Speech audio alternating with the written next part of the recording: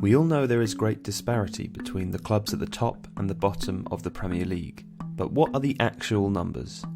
To illustrate the difference, we're using Manchester United and Burnley as examples, with the numbers from their revenue for the 2014-15 season.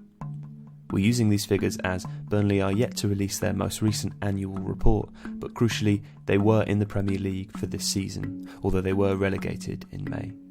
Bear in mind also that this is prior to the Premier League's latest TV deal. Football clubs split their revenue into three categories: broadcasting, commercial and matchday. Broadcasting accounts for their income from the Premier League TV deals and individual televised matches. Commercial from their sponsorship deals and retail sales, and matchday from ticket and catering sales. In 2015, Burnley recorded £7,489,000 in matchday income, £4,695,000 in commercial and 66.586 in broadcasting, dwarfing the two other figures. This meant that their total revenue for the season was £78,770,000. The key here is the club's broadcasting income. To illustrate the difference between leagues, note that Burnley's broadcasting income for their previous season in the Championship was just under £12 million. Hence, avoiding relegation is key.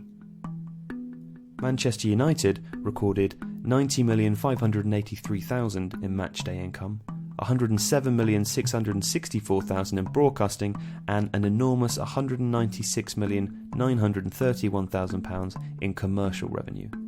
This meant their total revenue for the season was £395,178,000. That's over £300 million more than Burnley, or just over 5 times greater. It should also be noted that Manchester United's revenue had actually dropped from a previous year high of over £433 million. This was largely due to a lack of Champions League football. The club also recently announced revenue of £513 million in their most recent report. The greatest disparities come in matchday and commercial revenue. United's supreme commercial income is as a result of numerous corporate sponsorship ties and their global appeal, which is largely due to them winning a lot for a long time. The disparity in matchday income is clearly to do with stadium capacity. Turf Moor sits 22,546 supporters compared to the 75,000 at Old Trafford. United's average season ticket is also much more expensive at £532 to Burnley's £390. This disparity is the reason that clubs like Arsenal and Tottenham are willing to absorb great expense to build larger stadiums. There is a larger disparity still between the club's salary expenses. Burnley paid 167 staff a total of £29,395,000. Manchester United paid 869 staff £214,803,000. This included 91 media staff, likely MUTV employees, and 138 commercial staff. Also 171 footballers, coaches and technical staff compared to Burnley's 109. This gap is huge. Yet money isn't everything. Burnley have the lowest revenue in the league. Should they survive relegation this season, they would have technically overachieved.